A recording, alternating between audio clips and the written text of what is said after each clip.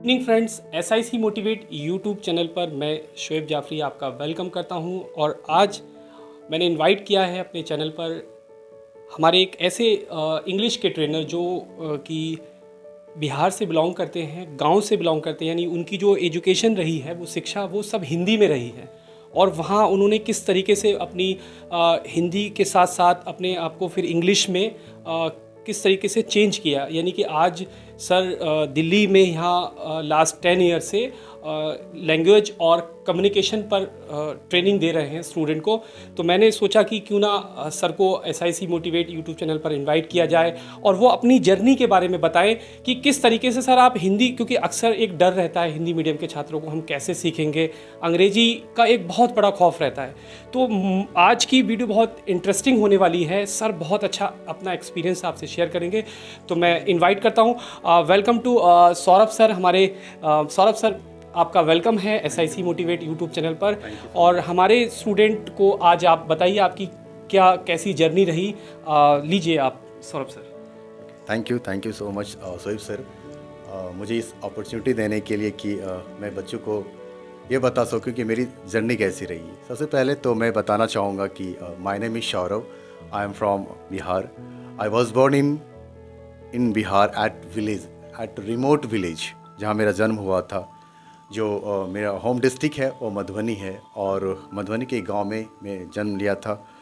और वहाँ से, उस गांव से ही मैंने मैट्रिक पास किया हिंदी मीडियम से। वहाँ से सफ़र कैसे, अपना सफ़र में यहाँ लाया, दिल्ली लाया, ये मैं बताना चाहूँगा।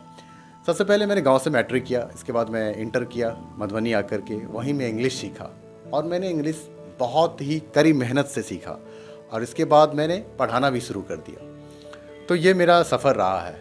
तो मैं बच्चों को बताना चाहता हूँ कि बच्चे घर में बैठ करके, घर में रह करके वो कैसे अंग्रेजी सीख सकते हैं। It's a very funny language, it's very interesting language.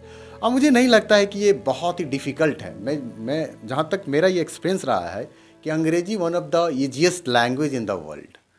तो मैं बताना चाहूँगा बच्चों से, स्टूडेंट से, माय डियर फ्रेंड्स, अगर आप अंग्रेजी सीखना चाहते हैं ना, तो इसे डिफ़िकल्ट ना बनाएं। आप इसे डिफ़िकल्ट बना देते हैं, ये डिफ़िकल्ट है नहीं। It's my responsibility, it's our responsibility कि अंग्रेजी को आसान बनाया जाए। तो कोई भी भाषा है ना, दो चीज़ से ज़्यादा सीखा जाता है। कोई भी भाषा आप शुरू में दो चीज़ से सीखते हैं, लिसनिंग से और स्पीकिंग से।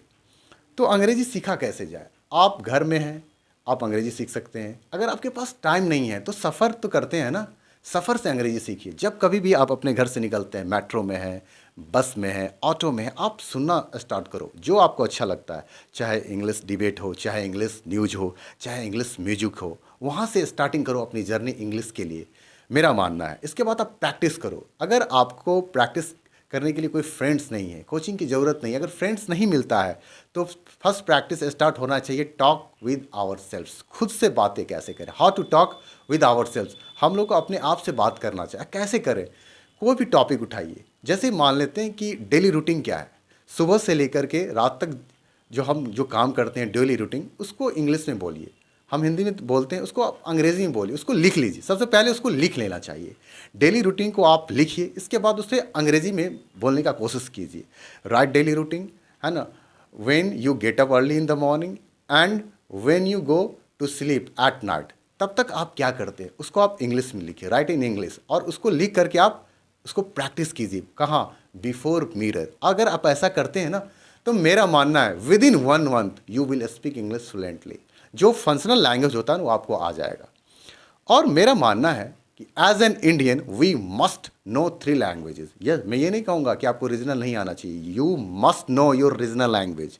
As an Indian you must know how to speak Hindi very well. अगर आपको हिंदी नहीं आती है ना, तो मैं दावे के साथ कह सकता हूँ, जिसको मदर टंग नहीं आता है ना, वो दूसरी भाषा नहीं अच्छे से सीख सकता। पहले अपनी माँ का, अपनी भाषा का, अपनी मातृभाषा मतलब क्या है, ये भाषा का माँ है। अब अपनी माँ को इज्जत नहीं करते, दूसरी माँ को इज्जत कर ही नहीं सकते हैं।